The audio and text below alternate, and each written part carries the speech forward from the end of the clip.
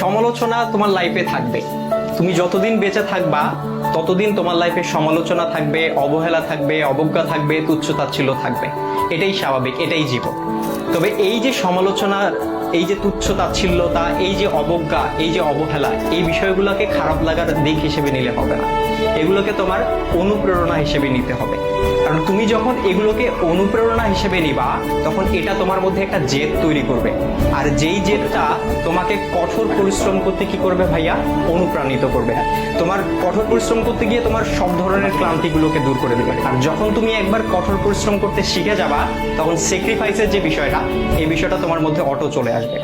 সুতরাং এই যে, আর সবকিছুর সাথে যদি বলো যে এই যে সমালোচনা, এই সমালোচনার পাশাপাশি জেদ, কঠোর পরিশ্রম, স্যাক্রিফাইস, আর এগুলোর সাথে যখন মেধার সংমিশ্রণ ঘটবে, তখনই তোমার স্বপ্নগুলো পূরণ হবে। সুতরাং সমালোচনাকারীর এই যে সমালোচনা, এই যে